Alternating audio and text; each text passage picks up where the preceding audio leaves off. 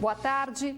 Após a retirada de parte dos camelôs que ocupavam as calçadas do centro de Manaus, o trabalho de limpeza continua. Esta manhã também iniciaram os trabalhos de arborização na Avenida Eduardo Ribeiro. A transferência dos ambulantes mudou o visual da área e caminhar pelas calçadas livres é como redescobrir aos poucos o prazer do manauense em apreciar, viver o centro histórico. Com a retirada de parte dos camelôs, ficou mais fácil arrumar o que estava escondido havia tempos. Nós tínhamos muitos cabos, do famoso gato entrelaçado entre essas árvores. Até o momento, nós já retiramos quase 1.000 metros desse cabo que não estava energizado mais, E a equipe da Amazonas Energia está retirando os que estão energizados ainda. E como já está diferente caminhar por aqui, passos largos, 1, 2, 3, quase 5 metros de calçada é para se comemorar. Tinha que desviar um do outro, entendeu? Mas agora está bem melhor. Desobstrução de calçadas e fachadas com a poda de árvores. Seria uma operação de limpeza simples em qualquer cidade do país, mas aqui em Manaus tomou proporções diferenciadas. O manauense está encarando essa mudança como um verdadeiro resgate do centro histórico da sua capital.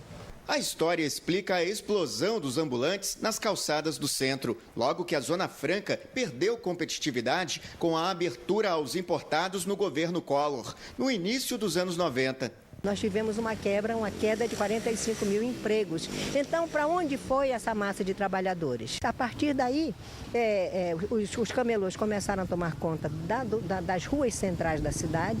Não houve da parte do poder público àquela época, como não houve também nos anos subsequentes, vamos dizer assim, a intervenção do poder público que deveria ter havido. Mas a página começa a virar e contagia a população. Rosimar é esposa de um camelô. Ela vibra com o visual diferente do lugar que era ocupado pelo marido havia mais de 10 anos. Manaus precisa voltar como era antes. Eles tomaram um espaço, tudo bem que precisam trabalhar, mas tomaram um espaço que não era deles. Eu creio em Deus, que onde meu marido foi colocado agora, que vai ser um lugar próspero, a gente tem que crer.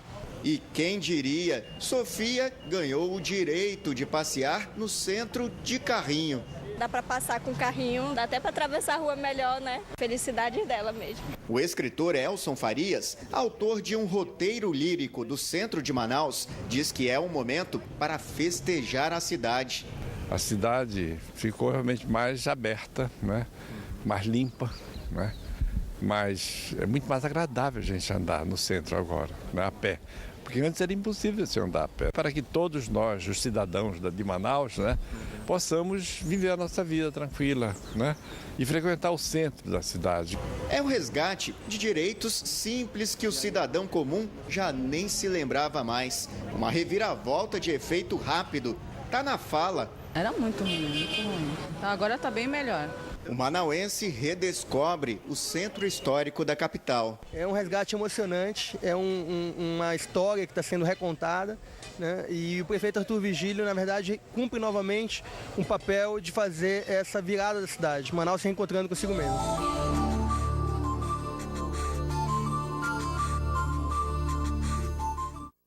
Tá ficando bonito mesmo.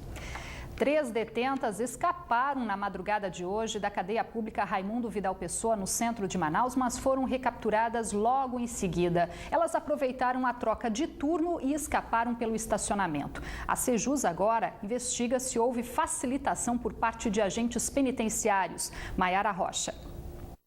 As 3 detentas conseguiram pular o muro e a grade frontal. O policial que estava na muralha percebeu a ação, disparou um tiro de advertência para o alto. Elas se esconderam embaixo da ponte 7 de setembro, que fica bem próximo à cadeia. Os policiais militares da 1ª SICOM foram acionados e paralisaram o trio. Elas retornaram para Raimundo Vidal Pessoa, estão em uma área isolada e vão passar pelo Conselho Disciplinar para responder se receberam com a ajuda de algum agente penitenciário. Só lembrando que a ala feminina da cadeia vai ser desativada agora em março. As detentas serão transferidas para o novo complexo penitenciário, que fica no quilômetro 8 da BR-174. Maiara Rocha para o Band Cidade.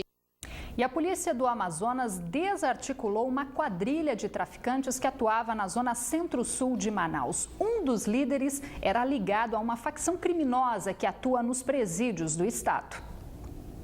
Ao todo, foram presas 9 pessoas acusadas de participar da quadrilha que comandava o tráfico de drogas em bairros como Petrópolis e Cachoeirinha, na zona centro-sul da cidade.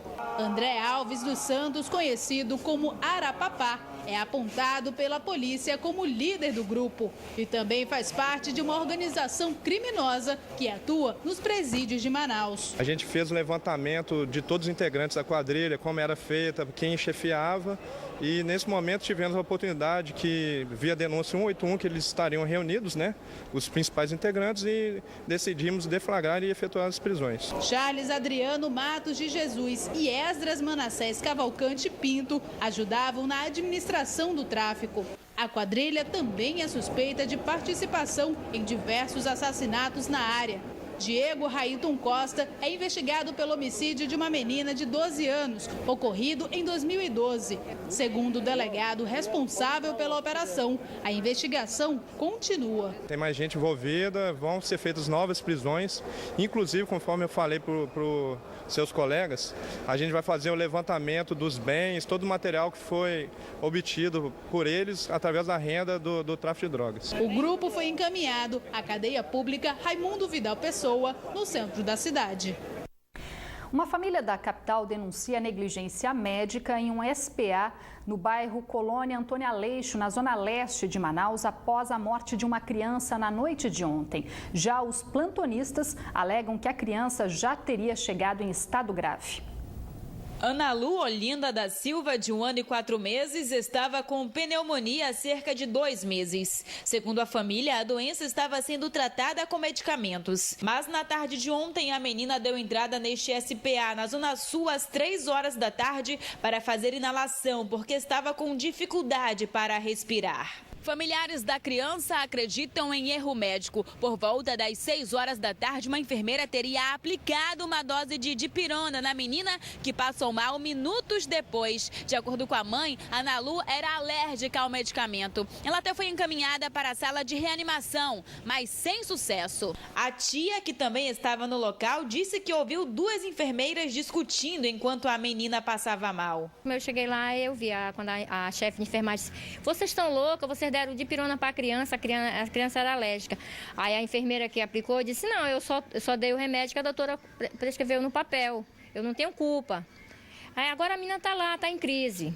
A médica que teria receitado a dipirona não perguntou à família se Ana Lu era alérgica. A família também não impediu que o medicamento fosse aplicado. A doutora alegou que a criança tinha entrado sangrando lá, tá? E a criança não estava sangrando, a criança estava cansada, ela está assim, debilitada, ela está. Ninguém está dizendo que ela não estava. Só que ela não estava sangrando, ela simplesmente estava cansada da pneumonia. Ela foi para fazer inalação, ela não foi lá para morrer, não, ela foi fazer inalação.